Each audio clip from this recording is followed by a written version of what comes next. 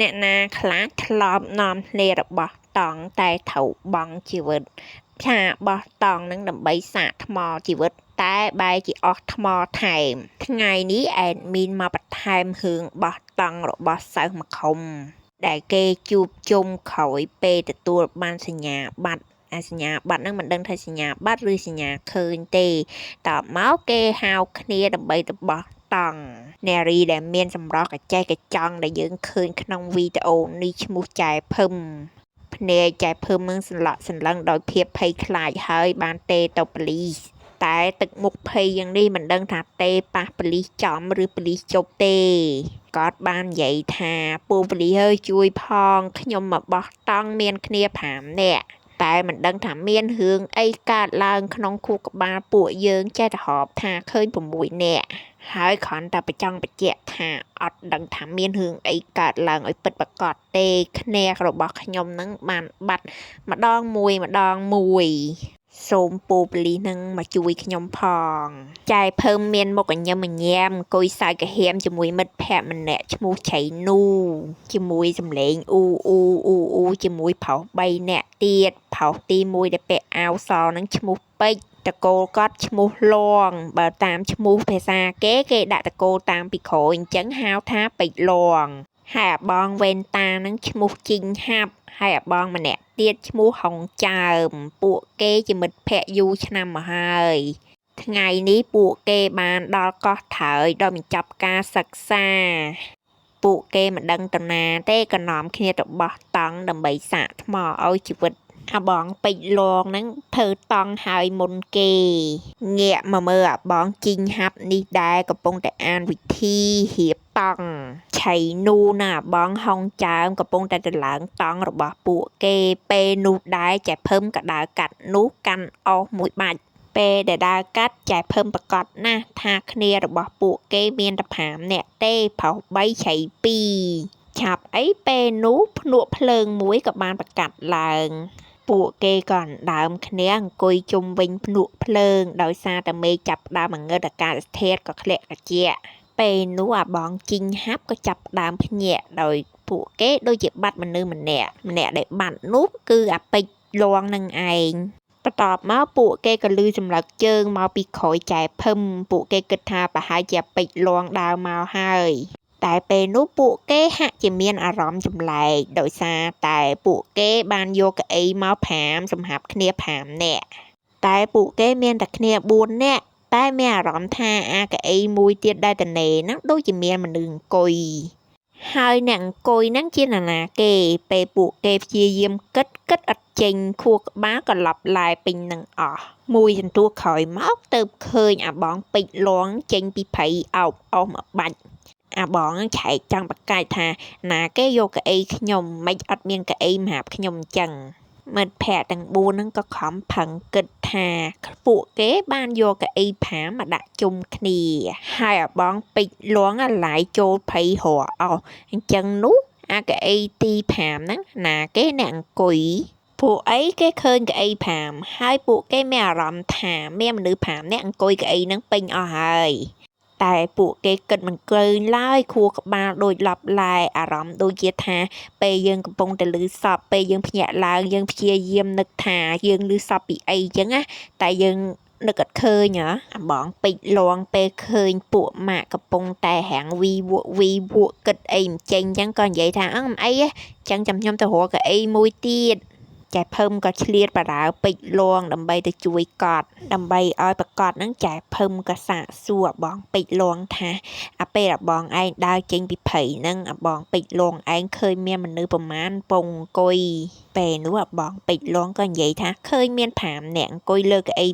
5ចែភឹមក៏ចាប់ផ្ដើមមានអារម្មណ៍ងេមងាមដោយសារតែគាត់ហ្នឹងក៏មានអារម្មណ៍ថានៅទីនោះមានមនុស្ស6នាក់ទាំងដែលគ្នាគាត់មកពីផ្ទះមានតែ5នាក់តែប៉ុណ្ណោះក្រោយពីទុកដាក់អស់រួចហើយបងពេជ្រលងហើយចែភឹមក៏ត្រឡប់មកភ្នក់ភ្លើងវិញពេលនោះពួកគេក៏ឃើញកៅអីតនេសម្រាប់ពួកគេ2ពេលនោះដែរអ្វីគ្រប់យ៉ាងមានសភាពធម្មតាឡើងវិញក្រោយមកចែភឹមក៏ចាប់ផ្ដើមឆ្ងល់ថាចុះអាណាគេអ្នកបកាត់ភ្លើងបើពួកយើងអវល់រៀងខ្លួន ពេលនោះគ្មាននរណាឆ្លើយបានឡើយព្រោះអីអត់ដឹងថាណាគេអ្នកប្រកាត់ភ្លើងចែនូយើងមិនដឹងថានិយាយលេងឬនិយាយពិតឬមួយអ្មេចទេក៏និយាយថាអ្នកនៅក្រោយចែភឹមឯងហ្នឹងហើយអ្នកប្រកាត់ភ្លើង